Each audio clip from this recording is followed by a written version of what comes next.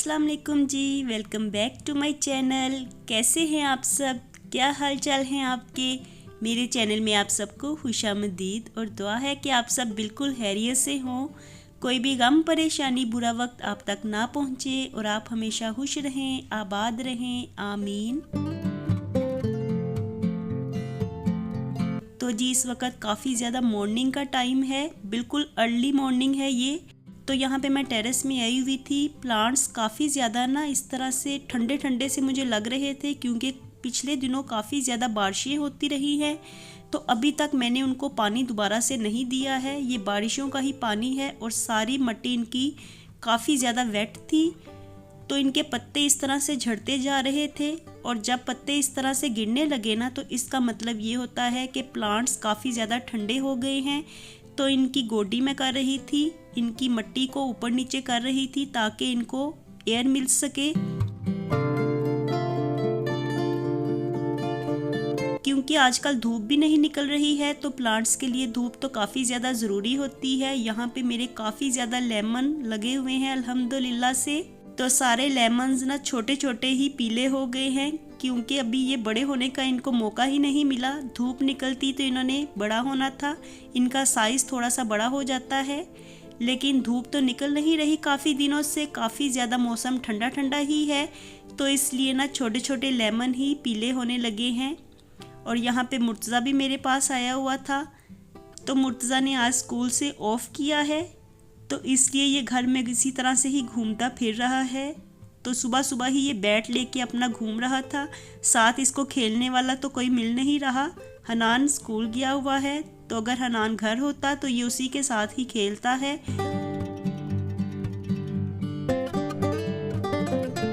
और आज का वेदर देख लीजिए आप, काफ़ी ज़्यादा ठंडा ठंडा वेदर है। धूप का तो कहीं पे नामो निशान ही नहीं है और सूरज बिना बादलों के पीछे ही छुपा हुआ है। तो मौसम तो काफ़ी ज़्यादा ठंडा है। तो चलिए जल्दी से किचन में चलते हैं, अपना आज का ब्रेकफास्ट तैयार कर लेते हैं।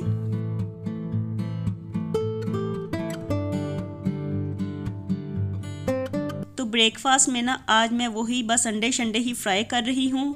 तो सर्दियाँ हैं तो कुछ समझ तो आती नहीं है, बस दिल यही चाहता है कि अंडा जल्दी से फ्राई करें, ब्रेकफास्ट करें और बिस्तर में घुस जाएं, क्योंकि ज़्यादा काम करने को भी ना आजकल बिल्कुल भी जी नहीं चाहता। इतनी ज़्यादा सर्दी हो गई है ना, बिल्कुल ठंडा ठंडा, और ऊपर वाला पोर्शन ना हमारा काफ़ी ज़्यादा ठंडा होता है। बिल्कुल इस तरह से लगता है जैसे बर्फ़ानी हवाएं चलती हैं और यूँ लगता है जैसे हम लोग किसी हिल स्टेशन पे आए हुए हैं। इतना ज़्यादा ठंडा हो जाता है हमारा पोर्शन। तो इसलिए आजकल मैं ज़्यादा कामों पे तवज्जो नहीं दे रही, थोड़े बहुत जितने भी काम होते हैं उतने ही करते हैं इजीली, और फिर बस बिस्तर में ही बैठ जाते हैं। तो यही रूटीन आजकल हमारी चल रही है। तो बच्चों को तो मैंने एग्स फ्राई करके दे दिए हैं और अब मैं खाने लगी हूँ बिरयानी, जो कि मैंने बनाई थी और आप लोगों के साथ शेयर भी की थी। तो थोड़ी सी पड़ी हुई थी, क्योंकि उस दिन भी मैंने थोड़ी सी ही बिरयानी खाई थी।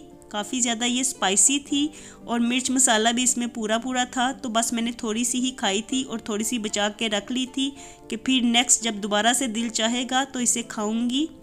और अब मैंने ब्रेकफास्ट में अपने लिए यही गरम कर ली है। तो मैं तो खा रही हूँ अपनी मज़े मज़े की बिरयानी, और इतनी ज़बरदस्त हुई थी ना कि ये फ़ौरन से ही ख़त्म हो गई। तो बस ये मेरे हिस्से की ही थोड़ी सी पड़ी हुई थी, जिसे आज मैंने गरम करके खा लिया है। और काफ़ी ज़्यादा क्विक रेसिपी भी थी, तो जल्दी से मैंने इसे बना भी लिया था, और जितनी जल्दी बनाया था उतनी जल्दी ही इसे ख़त्म भी कर लिया है।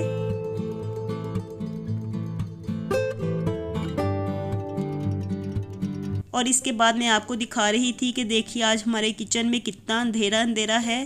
तो पता नहीं क्या हुआ है, यूपीएस की जो लाइट्स थी वो आधी ऑफ हैं आधी ऑन है। तो सारे घर में ही इस तरह से कहीं पे अंधेरा नज़र आ रहा है और कहीं पे रोशनी है।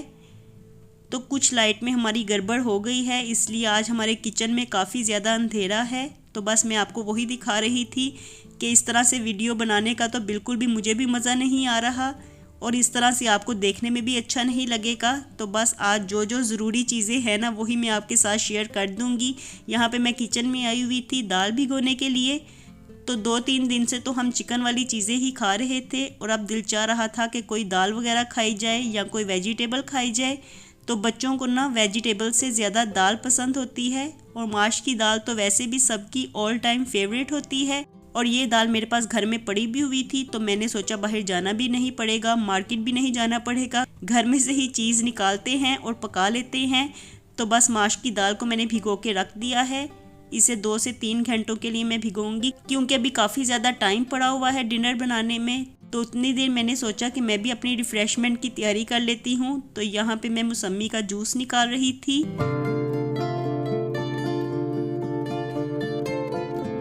और जूस वगैरह ना आजकल बस मैं अपने लिए ही बना रही हूँ। बच्चे तो ये मौसमी फ्रूटर वगैरह इसी तरह से ही खा लेते हैं।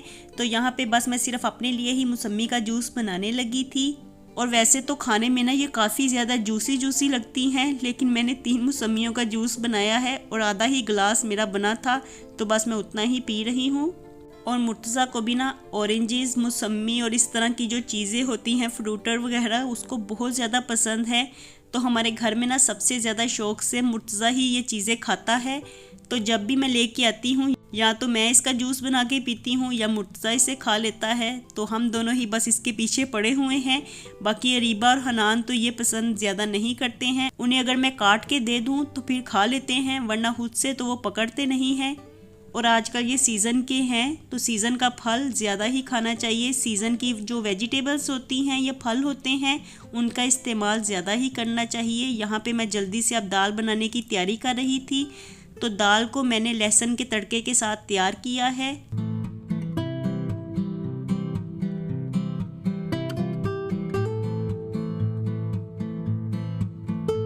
लहसुन अदरक का तड़का तैयार करके इसमें मैंने बेसिक स्पाइसेस डाल दिए हैं, और साथ ही इसमें मैंने 2 बड़े साइज़ के टमाटर डाल दिए हैं पीस के।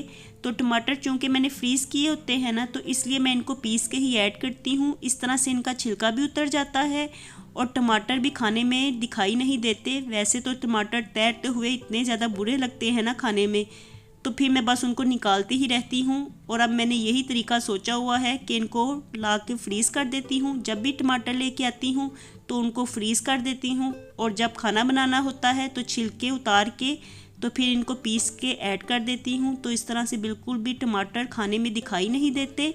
तो ये तरीका ना मुझे बेस्ट लगता है।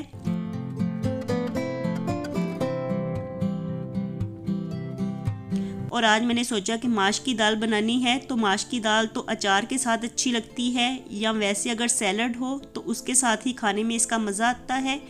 और अचार वगैरह भी तो मैं यूज़ नहीं कर रही, क्योंकि अचार में भी काफ़ी ज़्यादा स्पाइसेस होते हैं, तो इसके साथ भी ना थोड़ा सा बीपी हाई होने का डर रहता है। तो अचार अभी मैं थोड़ी देर के लिए अवॉइड कर रही हूँ, तो इसलिए मैंने सैलड बना लिया है। यहाँ पे मैंने ना जल्दी से बस चॉपर में ही सैलड बनाया है। माश की दाल के साथ ना हम लोग कुतरा सा सैलड बनाते हैं, तो सब चीज़ों को ही मैंने चॉप करके ऐड कर दिया है। इसमें मैंने मूली, प्याज और खीरा ऐड किया है। तो चॉपर की मदद से ना मैंने 2 मिनट में ही सैलड तैयार कर लिया है। और सैलड को मैं थोड़ी देर के लिए रखती हूँ फ्रिज में, क्योंकि अभी मसाला तैयार हो रहा था और दाल को पकने में तो थोड़ा सा टाइम लगेगा। यहाँ पे मसाला मैंने भून लिया था, तो साथ ही मैंने दाल भी ऐड कर दी है। और दाल ऐड करने के बाद अब मैं इसमें पानी लगाऊंगी, बस मुनासिब सा ही पानी लगाऊंगी, क्योंकि मैं इसे प्रेशर में बना रही हूँ, तो इसे बनने में तो ज़्यादा टाइम बिल्कुल भी नहीं लगेगा। मैं जब भी माश की दाल बनाती हूँ ना प्रेशर में, तो सिर्फ 5 मिनट की ही स्टीम लगाती हूँ, और इतनी देर में ही ना दाल पक के तैयार हो जाती है। और जब 5 मिनट हो जाते हैं ना, तो फ़ौरन से ही मैं स्टीम को हटा देती हूँ, बिल्कुल भी इसको दम में पड़ा नहीं रहने देती, क्योंकि फिर इस तरह से ना ज़्यादा ही दाल गल जाती है और दाल का बिल्कुल हलवा बन जाता है। तो इसलिए खड़ी दाल बनाने के लिए ना 5 मिनट की स्टीम लगाती हूँ और फ़ौरन ही उसे हटा देती हूँ। तो इस तरह से हमारी खिली सी दाल बनती है। इतनी देर मैं किचन में ही थी, तो मैंने सोचा कि लहसुन अदरक की क्यूब्स जो मैंने काफ़ी दिन पहले बना के रखी हुई थी, तो अब इसको इस्तेमाल करने का टाइम आ गया है, क्योंकि पेस्ट बिल्कुल ख़त्म हो गई है जार में। तो मैं सारे क्यूब्स ना जार में डाल के रखने लगी हूँ।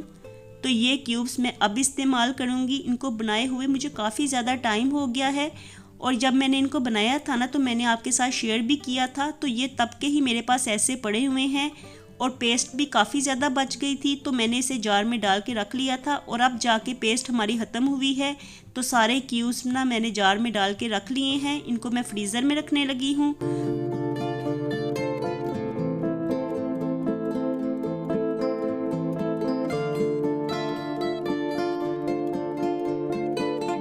उतनी देर मैंने सोचा कि आज मैं बच्चों के लिए कटलेट्स वगैरह बना लेती हूँ, क्योंकि शाम में भी मैंने बच्चों को कोई भी स्नैक्स वगैरह बना के नहीं दिए।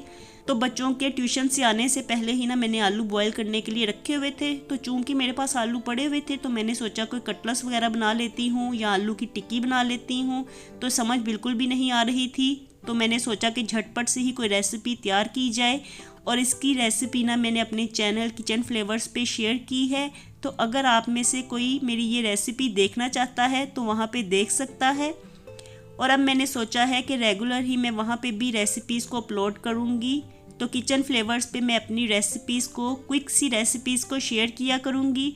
और मेरी तकरीबन सभी रेसिपीज़ जल्दी जल्दी से तैयार हो जाने वाली होती हैं, क्योंकि मैं कुकिंग में वही तरीके इस्तेमाल करती हूँ जिससे कि झटपट खाना तैयार हो जाए। तो किचन फ्लेवर्स पे मैंने आज से काम करना शुरू कर दिया है। तो अब आपको मेरी रेसिपीज़ वहाँ पे मिला करेंगी। तो अगर कोई मेरा चैनल देखना चाहता है, मेरी रेसिपीज़ को देखना चाहता है, तो वो किचन फ्लेवर्स पे जाके देख सकता है।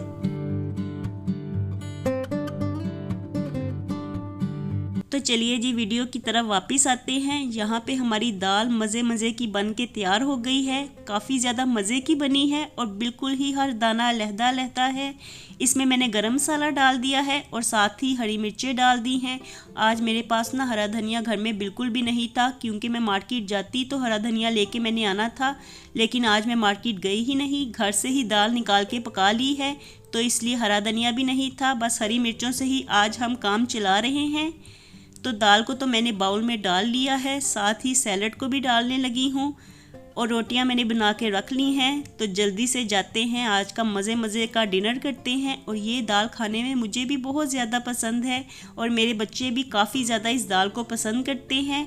तो आज का डिनर तो अल्हम्दुलिल्लाह हमारा काफ़ी ज़्यादा मज़े का हो गया है। और देखिए कितनी ज़बरदस्त लग रही है ना, बिल्कुल हर दाना लहदा लहदा है और बिल्कुल भी कोई भी दाना आपस में जुड़ा नहीं है। तो इस तरह की दाल ही खाने में अच्छी लगती है। तो बच्चों को तो मैं डिनर दे आई हूँ, साथ में मैंने सोचा कि कटलेट्स भी फ्राई कर लेती हूँ, क्योंकि इन्हें बना के तो रखा हुआ था, जल्दी से इनको फ्राई भी कर लेते हैं। बच्चे खुश हो जाएंगे ना, दाल के साथ उन्हें कटलेट्स भी मिल जाएंगे, तो इस तरह से उनके डिनर का मज़ा दुबाला हो जाएगा। जल्दी से ये फ्राई भी हो गए थे, क्योंकि आलू तो पहले ही बॉयल थे, इनको फ्राई करने में तो ज़्यादा टाइम बिल्कुल भी नहीं लगा है, 2 मिनट ही लगे हैं और मैंने इनको जल्दी से फ्राई कर लिया है। अब मैं भी जाती हूँ और अपना डिनर करती हूँ, साथ में कटलेट्स भी लेके जाती हूँ।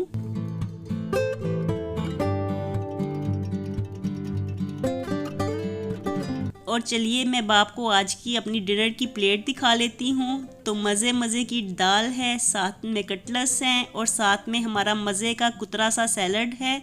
और ये सैलड ना इतना ज़्यादा मज़े का लगता है ना, इसमें मैंने नमक आज बिल्कुल भी ऐड नहीं किया है, सिर्फ थोड़ी सी काली मिर्च ही डाली है। और खाने में ना मुझे इस तरह का सैलड ज़्यादा अच्छा लगता है, बड़े बड़े जो काटते हैं हम टुकड़े, उससे ज़्यादा ना मुझे कुतरा सैलड अच्छा लगता है। तो मैं तो अक्सर यही सैलड बनाती हूँ। यहाँ पे हम सब लोग ही अपना डिनर कर रहे हैं आजकल अल्हम्दुलिल्लाह। और आज मेरा दिल चाह रहा था कि माश की दाल के साथ तंदूर की रोटी मंगवा के खाई जाए, क्योंकि माश की दाल के साथ वही रोटी खाने में अच्छी लगती है। तो इसलिए मैंने हनान को मार्केट भेज के तंदूर की रोटी मंगवा ली है। तो चलिए जी हम लोग कर रहे हैं अपना डिनर और आपसे मैं मिलती हूँ दोबारा अपने नेक्स्ट व्लॉग में। खुश रहिए जी, आबाद रहिए, अपना बहुत सा ख्याल रखिएगा। अल्लाह हाफिज़।